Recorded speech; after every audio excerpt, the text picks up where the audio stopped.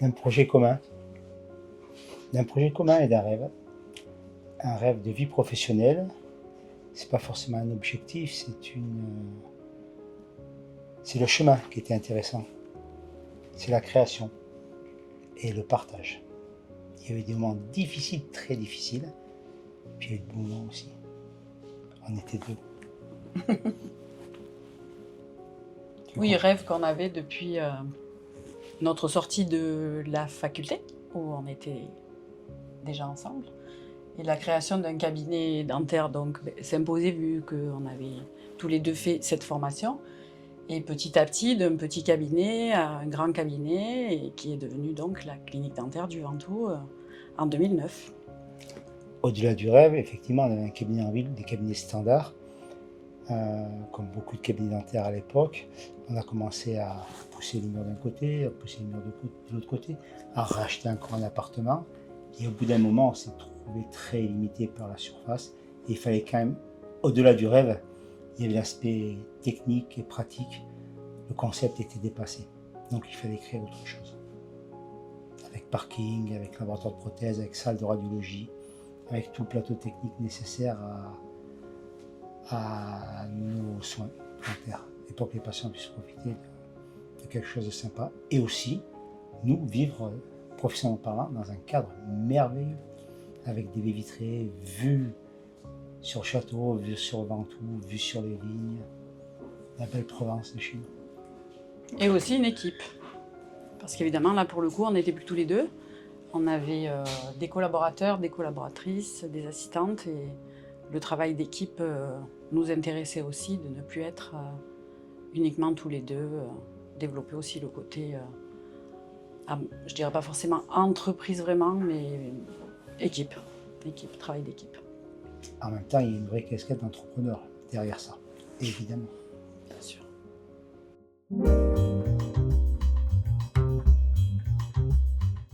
Le vocabulaire clientèle ne me dérange pas parce qu'on considère que c'est un contrat de soins qu'on a avec le patient. C'est plus un contrat qu'une personne qui patiente en salle d'attente. Alors pour certains, parler de client en médecine, c'est quelque chose qui peut sembler trop rapporté à l'argent, mais pas du tout. Le patient est partie prenante pour son plan de traitement, pour ses soins. C'est-à-dire qu'on doit honorer nos engagements, on doit rendre grâce à tout l'argent qu'il met chez nous, parce que contrairement à beaucoup ou à la majorité des spécialités médicales, la dentisterie, au-delà du plan de traitement qu'il doit accepter, qui lui semble convenable, c'est au patient de le financer. Et ça, c'est plus que respectable, c'est-à-dire qu'il va falloir qu'il casse la tirelire, et c'est pas facile. Et la difficulté, c'est de trouver quelque chose qui soit, pas forcément des compromis, mais qui soit accessible pour le patient, c'est-à-dire qu'on trouve une solution thérapeutique qui soit accessible en fonction de ses moyens. Et là, ça devient un client, parce qu'on a un réel contrat. Néanmoins, on a un client type au niveau du cabinet qui est, comme l'a dit Didier, sur l'engagement d'un contrat de soins.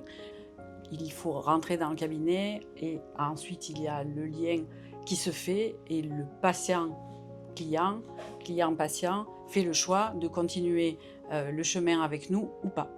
Médicalement parlant, la personne qui vient nous voir, c'est une personne âgée, adulte, jeune adulte, mais pas les enfants. Et c'est une bonne nouvelle puisqu'on est censé, on a vocation à traiter le déchaussement des dents. Et quand c'est trop tard, et quand il n'y a plus de dents, mettre des implants pour reconstruire des arcades en prothèse fixe. Donc ce sont essentiellement des adultes, jeunes, moyennement jeunes, âgés, à qui on propose des soins de parodontie et d'implantologie. C'est les patients types, pour reprendre ce vocabulaire, les patients types qui viennent consulter chez nous. Ce sont des patients qui sont atteints de maladies parodontales ou pas, qui ont perdu des dents généralement, et chez qui on va proposer des plans de traitement pour qu'ils retrouvent un sourire, une dignité et surtout une fonction masticatoire. Notre domaine d'expertise, pour être encore plus précis, c'est la parodontologie et l'implantologie orale, associée à la gestion des défauts osseux que l'on rencontre avant de mettre des implants, pour faire simple.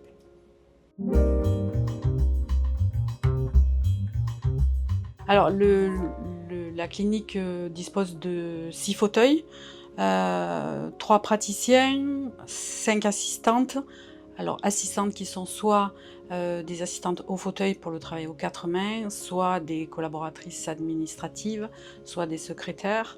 Ensuite, il y a aussi le laboratoire de prothèses qui travaille avec nous, qui est situé juste à l'étage au-dessus. Et ensuite, évidemment, on est dans une technique organisationnelle assez pointue, du moins on essaye, avec chaque personne dans le cabinet, chaque employé, en commençant par les praticiens bien sûr, qui ont des rôles bien déterminés pour remplir leurs missions et leurs tâches dans le cabinet.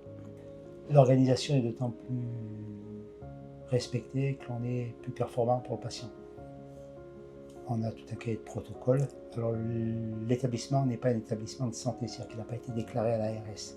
Néanmoins, on suit tous les protocoles qui ont été écrits il y a plus de 20 ans, qui sont réévalués régulièrement dans des réunions hebdomadaires qui nous permettent de ne pas arriver pour la fameuse expression « on ne va pas venir avec des baskets de baseball ou des baskets pour jouer au rugby ».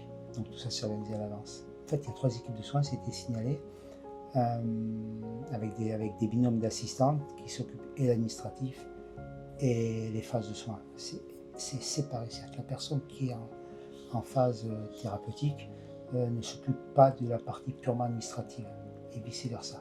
Bien sûr qu'il y a des interconnexions, mais c'est bien que les personnes suivent les dossiers. Ce qui fait qu'on est beaucoup plus proche du patient, beaucoup plus proche de leurs attentes, et les patients, quand je prends le vocabulaire patient, les patients savent à quelle personne s'adresser en fonction de la question qu'ils auraient à poser. Ils vont cibler la personne parce qu'ils ont compris comment ça fonctionnait. Et lors de la première consultation, de toute façon, on présente l'ensemble de l'équipe en expliquant bien vers qui il faut s'adresser pour avoir la réponse à la question qu'ils auraient. Alors, comment te dire ça à l'écoute de ses patients en premier, justement. Didier, là, est extrêmement performant sur l'écoute qu'il a envers le patient qu'il rencontre pour la première fois. Et les problèmes dentaires qu'il a, évidemment, on se cible quand même sur le dentaire, mais pas que. Et c'est là-dessus où je pense où il est très très performant. Ensuite, évidemment, au niveau des qualités techniques, il a une expérience et un savoir-faire qui approche de la perfection au bout de ce nombre d'années, même s'il les a eues rapidement. Et la troisième qualité, la gentillesse avec ses patients et avec l'ensemble de l'équipe aussi, puisque c'est le manager en tant que professionnel, vraiment c'est moi, mais c'est lui quand même qui mène le cabinet. Les 3 qualités d'Agnès: abnégation, engagement, persévérance. Après de là, c'est un cœur gros comme la clinique, encore plus gros, avec pour mission de nous protéger tous. C'est le bouclier. Il faut qu'elle encaisse. C'est cette fameuse éponge émotionnelle où toutes les émotions, le stress que les patients ont quand ils ont un cabinet dentaire, il n'y a pas avec le sourire. Généralement, non. Elle arrive à l'éponger, à prendre tout ça. Et elle le garde. C'est-à-dire qu'il y a une grande protection de sa part pour toute l'équipe et pour moi, infiniment. Moi. C'est-à-dire qu'il n'y a aucun stress. Le temps que les patients arrivent chez moi, il n'y a plus de stress. Je peux travailler dans de très bonnes conditions. Et ça demande une grande abnégation. C'est le don de soi-même. Elle se donne pour la clinique, elle se donne pour les patients, elle se donne pour moi. S'il y a quelque chose que je pourrais dire, c'est ça. Après, évidemment, c'est la charge de travail qu'elle a et c'est le nombre de casquettes qu'elle gère. Que ce soit les équipes, que ce soit l'aspect financier, que ce soit mon propre exercice, les patients. Voilà les 3 termes.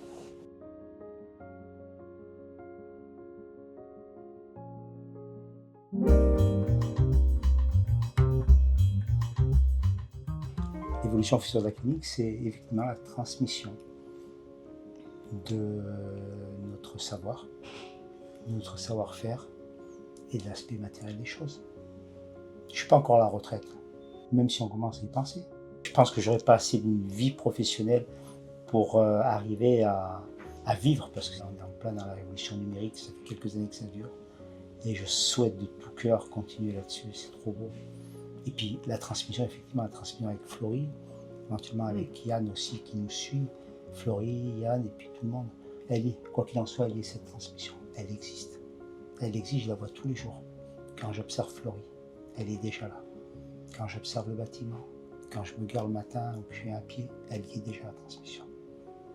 Mission accomplie pour moi. Je n'ai plus qu'à me retirer tout doucement. Mais pas tout de suite, dans quelques années encore. On va les accompagner, enfin l'accompagner, surtout Florie. On a la chance de pouvoir justement faire une transmission sur notre enfant, donc ça c'est quelque chose qui est magique, familialement, mais aussi professionnellement. Et en effet, on voit très bien que le docteur Diaspara Florie, du coup, prend le relais d'une main de maître. Elle prend le virage de l'ère numérique à fond de balle et c'est très très agréable de voir qu'elle est impliquée à 100% dans son métier. En même temps, pour en revenir en effet à cette fameuse clinique dentaire du Ventoux, pour les épaules d'une seule personne, c'est très difficile de tout gérer, d'avoir toutes les casquettes, la casquette de la production, la casquette de l'administration, la casquette de la gestion générale de l'entreprise.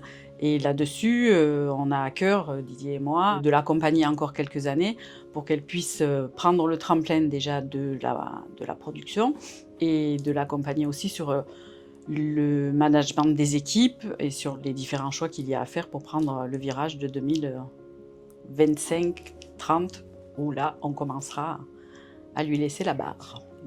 Quand on a rêvé de cette clinique, on n'était pas sur la transmission. C'est vraiment le chemin. Ce qu'on souhaitait, c'était faire ce chemin, cette création. Maintenant qu'on y est, dans l'absolu, la transmission, c'est le cadeau qui vient après. C'est le cadeau supplémentaire.